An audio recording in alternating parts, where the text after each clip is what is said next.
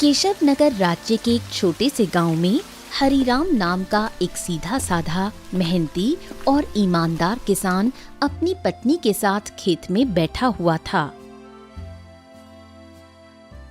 देखना, हमारी फसल इस साल बहुत अच्छी होगी। हाँ, क्योंकि मेरी मेहनत के साथ साथ मेरे खेत की जमीन पर तुम्हारी मेहनत का पसीना भी शामिल है अर्चना। हाँ। नहीं, सारे गांव में केवल तुम ही मेहनती और ईमानदार हो। तुम्हारे पास जमीन तो कम है, लेकिन तुम्हारा दिल बहुत बड़ा है। कुछ देर बाद दोनों पति पत्नी घर चले गए।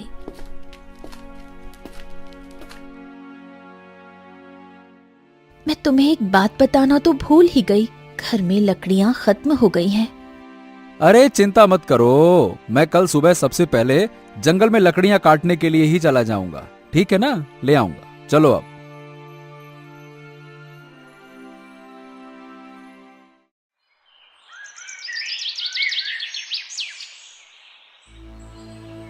अगली सुबह हरिराम लकड़ियां काटने के लिए जंगल चला गया।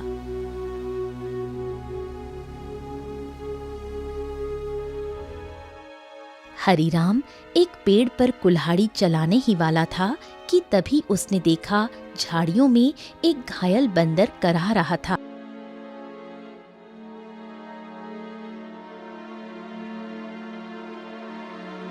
हे भगवान, बाप रे, इस बंदर को तो लगता है किसी ने बुरी तरह से घायल कर दिया है। जरूर किसी जंगली जानवर ने इसके ऊपर हमला किया होगा।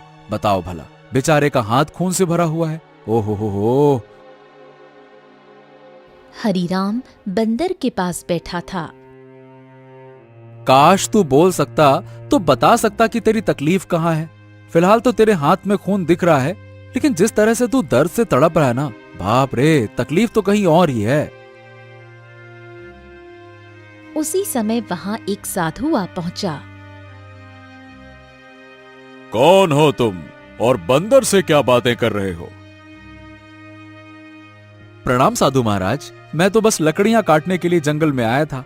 इस घायल बंदर को देखा तो इसके ऊपर तरस आ गया। लगता है किसी जंगली जानवर ने हमला किया है इसके ऊपर। देखिए ना, इसके हाथ से खून बह रहा है, लेकिन जिस तरह ये दर्द से तड़प रहा है, मुझे तो लगता है कि इसे कहीं और ही तकलीफ है।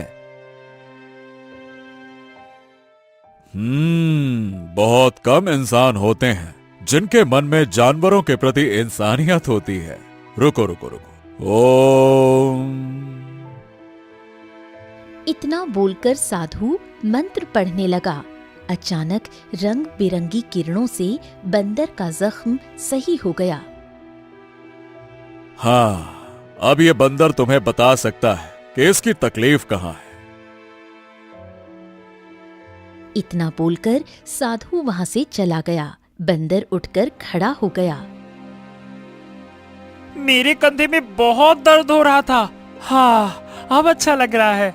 एक शेर ने मुझ पर हमला किया। मैं बचने के लिए दूसरे पेड़ में कूदा। शेर का पंजा मेरे हाथ में लगा और मेरा हाथ घायल हो गया। मैं पेड़ ही नहीं पकड़ पाया और मैं जैसे ही नीचे गिरा, बाप रे बाप, मेरे कंधे में बहुत चोट लग गई थी। अरे, तुम तो बिल्कुल मनुष्य की आवाज में बात कर रहे हो। ये कैसे संभव हुआ? जब साधु ने मंत्र पढ़ा ना, तब मुझे ऐसा लगा कि मेरे अंदर बात करने की शक्ति आ गई है। मैंने बोला और मेरी आवाज तुम तक पहुंच गई। लगता है ये चमत्कार साधु बाबा ने किया है। हाँ।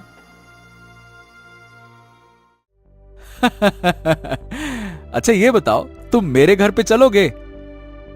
ओहो, अब तुमने मेरी जान बचाई है तो अब तो मैं तुम्हारे साथ ही चिपक गया हूँ। मतलब मैं तुम्हारे साथ ही रहूंगा। और क्योंकि मैं इंसानों की तरह बात करने लगा हूँ, तो मैं बंदरों से अब तो अलग हो गया हूँ ना। क्या करूंगा उन बंदरों के साथ रहकर? अब तुमसे बातें करूंगा जी भर के। चलो, तुम मेरा कोई अलग नाम भी रख सकते हो। बताओ बताओ, मेरा क्या नाम रखोगे? बड़े मजे की बातें करते हो तुम। चलो ठीक है, मैं तुम्हें आज से गोलू कह के पुकारूंगा। क्यों, कैसा नाम है? अच्छा नाम है ना? हाँ, अच्छा नाम है। चलो चलो चलो चलो, घर चलते हैं।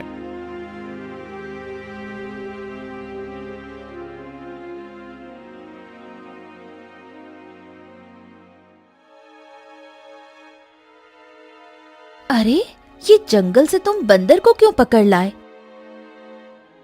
हरीराम पूरी घटना अर्चना को बताने लगा। क्या क्या वास्तव में बंदर बात कर सकता है? अरे तुम स्वयं पूछ लो। क्या नाम है तुम्हारा? मेरा नाम गोलू है। हरीराम ने मेरी जान बचाई है और अब मैं उसका साथी हूँ। साथी क्या, अब तो मैं तुम्हारे परिवार का हिस्सा हूँ। हाँ। अर्चना आश्चर्य में पड़ गई। समय बीतने लगा। गोलू की मौजूदगी घर में नई जान ले आई थी। धीरे धीरे गोलू अर्चना के काम में हाथ बटाने लगा। गोलू अब हरीराम का सच्चा साथी बन चुका था। एक दिन गोलू हरीराम से बोला, हरीराम, अब मैं भी तुम्हारे साथ खेत में चलूंगा। क्या करूंगा घर में बैठे बैठे, मुझे भी चलना है। अरे गोलू, खेत का काम आसान नहीं होता, बहुत मेहनत लगती है। क्या करोगे तुम वहाँ पे? अरे क्या करूंगा क्या, मैं भी तुम्हारे साथ मेहनत करूंगा। और क्या मुझे कम मेहनती समझा है क्या? बस डर ये है कि गांव वालों ने तुम्हें बोलते हुए देख लिया ना, तो वो न जाने क्या समझेंगे। अरे पर जब मैंने तुमसे पहली बार बात की थी तो क्या तुम डरे थे क्या, बताओ? देखो गोलू, मैं दुनिया को जानता हूँ। हर कोई मेरे जैसा नहीं होता है जो तुम्हें समझ सके। ओहो, मुझे दुनिया से क्या है लेना देना, मुझे तो तुम्हारे संग है रहना। मेरा मतलब ये है कि मुझे बस तुमसे मतलब है, क्योंकि मैं तुम्हारा साथी हूँ। हाँ। हरीराम मुस्कुराया और अगले दिन गोलू को साथ लेकर खेत चला गया। कुछ ही दिनों में गोलू ने खेती की हर बात सीख ली। अब वो हरीराम का सच्चा मददगार बन गया था।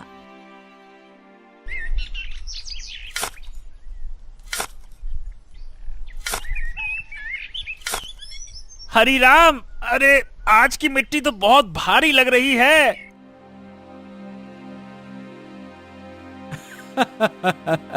गोलू, अब तो तू पक्का किसान बन गया है। मिट्टी का भी फर्क समझने लगा है। गोलू की बात अब गांव में फैलने लगी थी और ये बात आखिरकार पहुंची जमींदार चौधरी के कानों तक। क्या हरीराम के घर एक बंदर है जो इंसानों की तरह बोलता है? हाँ जमींदार साहब, मैं खुद देख चुका हूँ। अरे मैंने तो उसे बोलते हुए सुना भी है। पहली बार तो मैं डर गया था। अरे भैया, तो फिर उस बंदर को लेकर तमाशा करना चाहिए, उससे तो बड़ी अच्छी कमाई होगी। ये बात आपने बिल्कुल पते की कही जमींदार साहब। जमींदार की हंसी कुछ देर चली, फिर वो गंभीर हो गया। इस हरीराम की जमीन पर मेरी नजर बहुत समय से है। बाकी सब तो मेरे कर्जदार बन चुके हैं, पर ये ससुरा हरीराम ये कभी झुका ही नहीं। उसकी जमीन बहुत उपजाऊ है जमींदार, बंजर में भी फसल उग जाती है। अरे इसमें मिट्टी का कोई खेल नहीं है भीमा। उसकी किस्मत और सितारे बुलंद है, पर जिस दिन वो सितारे गिरेंगे ना, उसी दिन ये खेत मेरा होगा और हरीराम मेरे कदमों में होगा, देख लेना तुम।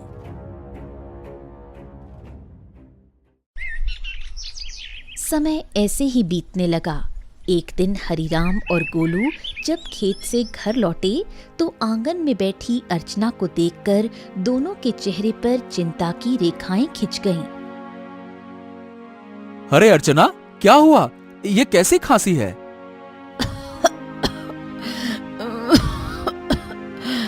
कुछ दिनों से खांसी हो रही है, अब तो दिन ब दिन और भी बढ़ती जा रही है।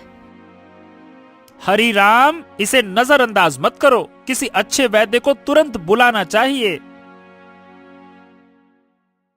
हरीराम ने देर न करते हुए गांव के एक अनुभवी वैद्य को बुला लिया। वैद्य ने अर्चना को ध्यान से देखा। हरीराम, देखो, इन्हें एक विचित्र बीमारी हो गई है। अगर समय पर इलाज न मिला तो ये जानलेवा हो सकती है। हाँ, नहीं नहीं नहीं नहीं वैद्य जी, आप तो इलाज शुरू कीजिए, मैं कोई कसर नहीं छोड़ूंगा।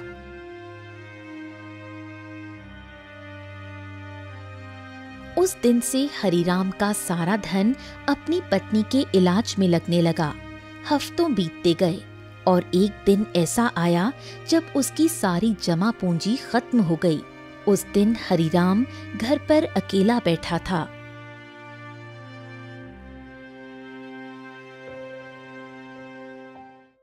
ऐसे उदास मत बैठिए, मैं अपने आप ठीक हो जाऊंगी।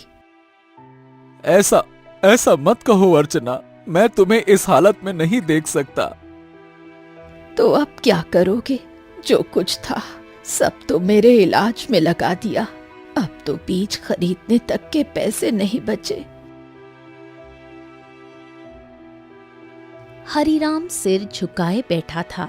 तभी गोलू तेजी से दौड़ता हुआ आया। हरिराम, हिम्मत मत हारो। तुम्हारे 2 भाई इस गांव में रहते हैं और तुमसे ज्यादा धनी भी हैं। उनसे मदद क्यों नहीं मांगते हो, हैं? हरिराम को ये बात ठीक लगी। उसी शाम वो गोलू को साथ लेकर अपने बड़े भाई केशव के घर गया। ओहो हरी राम, क्यों भाई, आज हमारे घर का रास्ता कैसे भूल गए हैं? भैया, अर्चना की बीमारी के बारे में तो अब गांव में सब जानते हैं। मैंने जो कुछ कमाया सब इलाज में लग गया। अब कुछ धन की जरूरत है भैया।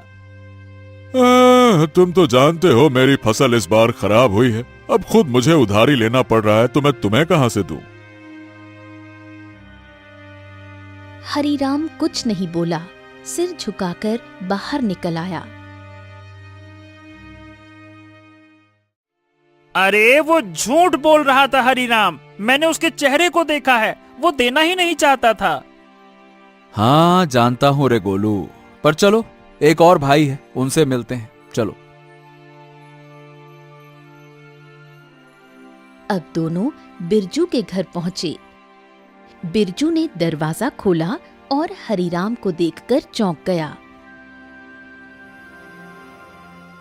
ओ हरिराम, आज भाई की याद कैसे आ गई? भैया भैया, मेरी पत्नी अर्चना बहुत बीमार है, थोड़ा सा धन चाहिए इलाज के लिए। क्या? अरे बंटवारे में वैसे भी तुझे ज्यादा जमीन मिल गई थी, उसे बेच नहीं देता? मेरे पास धन का पेड़ लगा है क्या जो मांगने चला आया? झूठ मत बोलो भैया, सच तो यह है कि तुमने और केशव भैया ने मेरे हिस्से की जमीन भी दबा ली थी। मुझे 6 बीघा जमीन मिलनी थी, बस 2 बीघा मिली है, 2 बीघा। अरे निकल जा यहाँ से, अगर कर्ज लेना है तो जमींदार के पास जा। मुंह उठा के चले आते, भाग यहाँ से।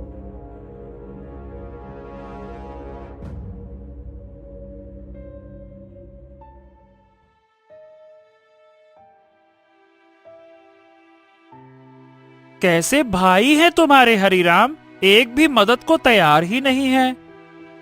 हाँ, इस दुनिया में इंसान ऐसे ही होते हैं, मतलबी, अपना पराया कुछ नहीं देखते। तो अब क्या करोगे? क्या जमींदार के पास जाओगे?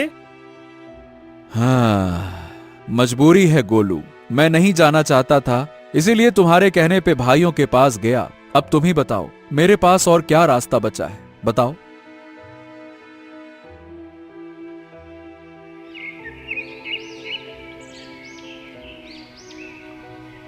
अगले दिन हरिराम और गोलू जमींदार की हवेली में जा पहुंचे। उम्मीद उसे कम थी, मगर अपनी पत्नी की खातिर उसने खुद को झुका दिया था। मैं जानता था हरिराम, एक न एक दिन तू चलकर मेरी हवेली में जरूर आएगा भैया। आपने बिल्कुल सही कहा था मालिक। जब तक इसकी किस्मत चमक रही थी तब तक बहुत अकड़ में चलता था।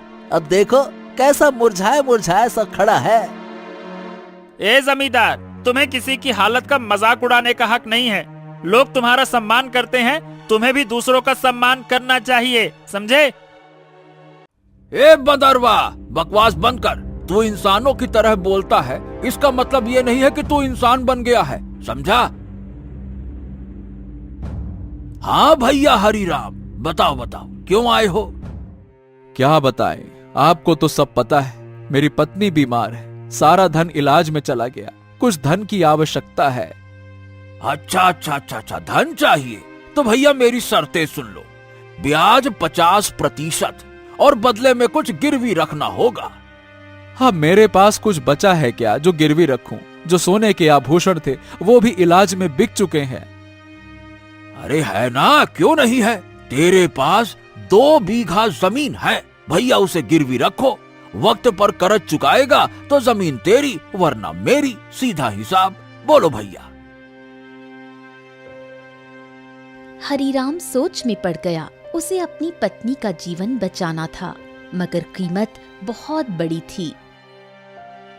अरे ये तो सरासर अन्याय है। तुम किसी की मजबूरी का फायदा उठा रहे हो। ऐसे तो हरीराम कभी कर्ज ही नहीं चुका पाएगा। ए हरीराम, पहले तो तू इस अपने पालतू बोलने वाले बंदर को ले जा यहाँ से, नहीं तो मेरा मन बदल गया तो हो गया तेरा काम। जब से आया है पटर पटर पटर पटर। चुप कर। हरीराम चलो मेरे साथ, ये कर्ज मत लो, चलो। गोलू, मेरे पास अब और कोई चारा नहीं है। अरे तुम बस चलो तो, मैं तुम्हारी मदद करूंगा ना। हाँ चलो मेरे साथ। हरीराम गोलू के साथ चला गया। हवेली के भीतर जमींदार और भीमा गुस्से से खौल रहे थे। ए मालिक, हरीराम तो हाथ से निकल गया। अरे चिंता मत कर बेटा, मजबूरी उसे फिर लौट आएगी। कितना दूर जाएगा वो?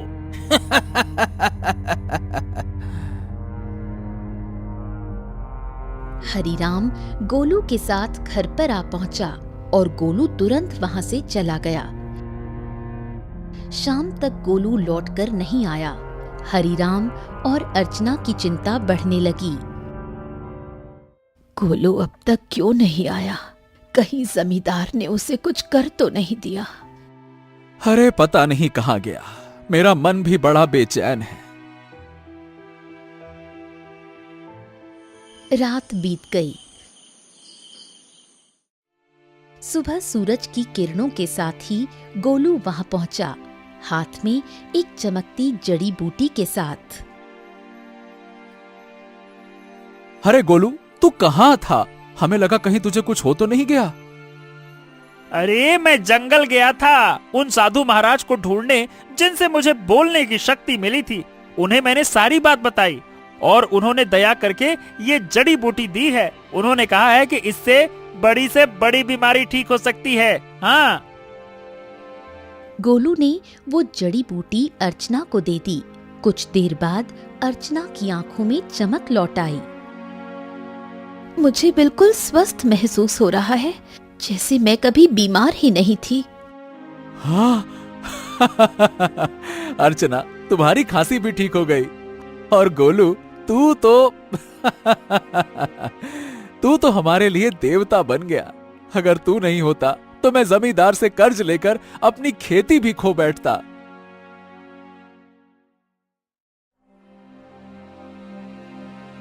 हाँ, अब मेरी पत्नी तो ठीक है, लेकिन खेत में बीज डालने के पैसे तक नहीं बचे। मैं जानता था कि अर्चना के ठीक होने के बाद तुम्हें बीज की जरूरत पड़ेगी, इसीलिए मैं साधु महाराज से बीज भी लेकर आया हूँ। हाँ, ये देखो। क्या बीज? हाँ, उन्होंने ये चमत्कारी बीज दिए हैं। अब देखो, अगर तुम इन्हें अपने खेत में बो दोगे तो ऐसी फसल उगेगी जो पूरे राज्य में किसी ने नहीं उगाई होगी, और सबसे पहले तुम्हारी फसल ही तैयार होगी। हाँ, मजा आ गया ना? इतनी जल्दी? हाँ, लेकिन एक शर्त भी दी है साधु महाराज ने।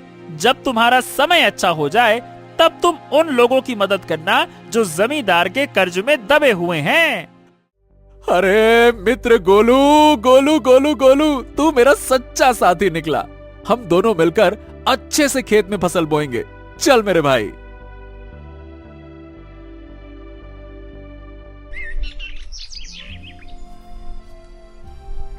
अगले ही दिन हरीराम, गोलू और अर्चना ने मिलकर खेत जोता, बीज बोया और आकाश की ओर देखकर मेहनत का वादा किया। कुछ ही दिनों में हरीराम के खेत में ऐसी फसल लहराई जैसे किसी ने पहले कभी नहीं देखी थी। गांव वाले चकित रह गए। अरे देखो रे देखो, हरिराम के खेत में तो जैसे सोने जैसी फसल लहरा रही है। हाँ हाँ हाँ हाँ हाँ। हाँ, हमारी फसल तो अभी जामी भी नहीं है और इसकी तो फसल भी तैयार हो गई। और उसकी बीवी अर्चना, जो कि महीनों बीमार रही, अब रोज खेत में काम करती है। भैया, ये तो कोई चमत्कार ही लगता है।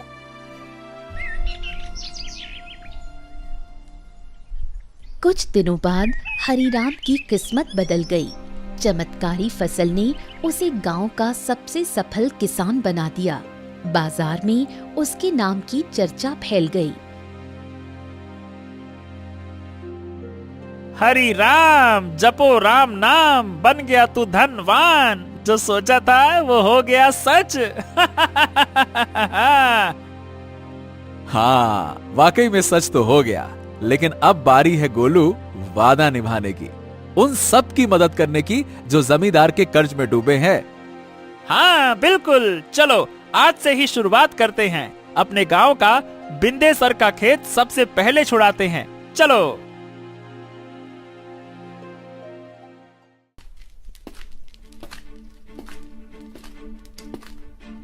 हरीराम और गोलू ने अपना मुनाफा इकट्ठा किया और एक एक कर गांव वालों का कर्ज चुकाने लगे। बिंदेसर, भोलू, रज्जो सभी ने अपनी जमीन वापस पा ली। हरिराम भैया, आज आपने हमें नया जीवन दे दिया। सही बताओ, बिल्कुल, बहुत बहुत धन्यवाद। गांव में खुशी लौटने लगी, लेकिन जमींदार के चेहरे पर उदासी छा गई। ये सब देखकर जमींदार गुस्से से अपने साथी भीमा से बोला, हाँ, ए भीमा, तू देख रहा है ना कि क्या हो रहा है? हाँ मालिक, हरिराम ने सबके कर्जे चुकाने शुरू कर दिए हैं। अगर यही चलता रहा तो एक दिन तो मेरी जमींदारी ही खत्म हो जाएगी और मेरा दबदबा भी खत्म हो जाएगा। आप तो आदेश दीजिए मालिक की करना क्या है। अब बहुत हो गया भीमा। अगर ये हरिराम ऐसे ही सबकी जमीन छुड़वाता रहा तो मेरा क्या बचेगा? मेरा दबदबा, मेरी हवेली है। अरे मालिक, आप तो बस आदेश कीजिए, कल ही उसका काम तमाम कर दूंगा। सब खेत में काम करते हैं, वही खत्म कर दूंगा। कहिए। खून जमीन पर गिरे ऐसा मारना साले को, ताकि सबके दिल में डर उतर जाए।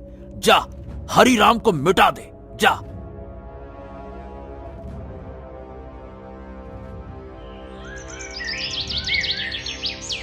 सुबह का सूरज उगा, लेकिन किसी तूफान से पहले की शांति जैसा लग रहा था। हरिराम खेत में बीजों को देख रहा था, जो अब सोने जैसे चमकते दिखते थे। अरे गोलू, देख तो, ये फसल तो जैसे गाना गा रही हो। तुम्हारे हाथ की छुअन में जादू है। हाँ बिल्कुल सही कह रहे हो मित्र। इस बार की फसल सोने की फसल जैसी उगती हुई दिख रही है। वाह वाह वाह वाह वाह वाह। इतना बोलकर अचानक गोलू एक ओर हट गया। सच तो ये था कि गोलू को किसी की आहट की भनक लग चुकी थी। तभी वहां जमींदार और भीमा आ पहुंचे। भीमा के हाथ में लंबा बर्छा था। हरिराम झुका हुआ था। अब भुगतो किसान। जैसे ही भीमा ने हरिराम की ओर बर्छा फेंका, एक छलांग, एक चीख, एक वार, लेकिन हरिराम पर नहीं, गोलू पर। गोलू! नहीं नहीं नहीं, ये क्या किया तूने? तुम्हारे लिए मित्रता का मतलब सिर्फ साथ नहीं होता, कभी कभी बलिदान भी होता है। तूने मेरी जान बचाने के लिए अपनी जान दांव पर लगा दी। क्योंकि तुम मेरे साथी हो और मैं तुम्हारा।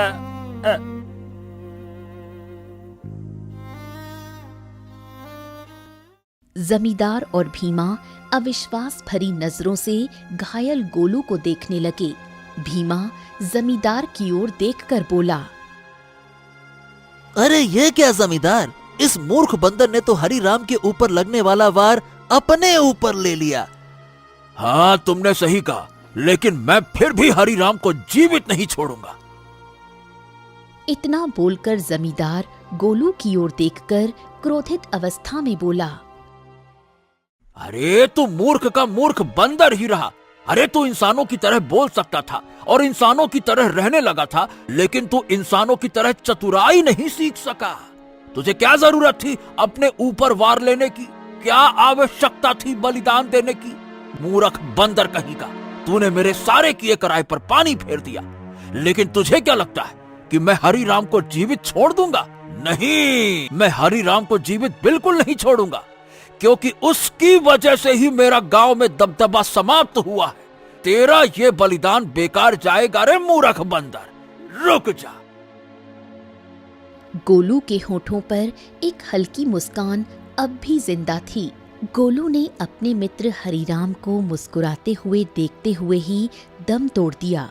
तभी वहां वही साधु प्रकट हो गया जिसने गोलू को बोलने की शक्ति दी थी और जिसने गोलू को हरिराम की पत्नी को बीमारी से बचाने के लिए जड़ी बूटी और जादुई बीज दिए थे। साधु क्रोधित अवस्था में जमींदार और भीमा की तरफ देखकर बोला, जिसने निर्दोष की जान ली, उसका पाप अब उससे बदला मांगेगा। जमींदार और भीमा, तुम दोनों ने बहुत बड़ा पाप किया है। तुम्हें इस संसार में खुलेआम रहने का कोई अधिकार नहीं है। तुम दोनों समाज के लिए खतरा हो। रुक जाओ। इतना बोलकर साधु की क्रोधित आंखों से रंग बिरंगी किरणें निकलकर भीमा और जमींदार के शरीर पर पड़ने लगी और अगले ही पल उनके शरीर में आग लग गई। कुछ ही देर में वो दोनों जलकर राख हो गए। गांव वाले इकट्ठा हो गए। साधु हरिराम की ओर देखकर बोला, हाँ, तुम्हारा और गोलू का साथ यहीं तक लिखा था हरिराम। लेकिन साधु महाराज, जमींदार के साथी भीमा ने मेरे ऊपर हमला किया था, लेकिन गोलू ने उसे अपने शरीर पर ले लिया। हाँ, क्योंकि वो तुम्हारा सच्चा साथी था। जाते जाते गोलू ने अपनी मित्रता का कर्ज चुका दिया। अपने साथी को कभी नहीं भूलना हरिराम। इतना कहकर साधु रंग बिरंगी किरणों में वहां से गायब हो गया। गांव वाले नम आंखों से गोलू के बलिदान की सराहना करने लगे। अरे ये कोई साधारण बंदर नहीं था भैया, देवता था, देवता, हरिराम का सच्चा साथी। हाँ भैया, इसने अपनी जान दे दी और हम सबको बचा लिया। बहुत अच्छा बंदर था। कुछ दिनों बाद हरिराम ने नम आंखों से गोलू की याद में उसी खेत में एक पौधा लगाया जो आगे जाकर बना साथी वृक्ष। गोलू, तेरे बिना सब अधूरा लगेगा, लेकिन तू मिटा नहीं। तू हर उस फसल में है जो इस धरती से उगेगी। कभी कभी सच्चा साथी इंसान नहीं होता, वो एक जानवर हो सकता है जो बिना शर्त प्रेम करे, रक्षा करे और अगर जरूरत पड़े तो जीवन भी दे दे।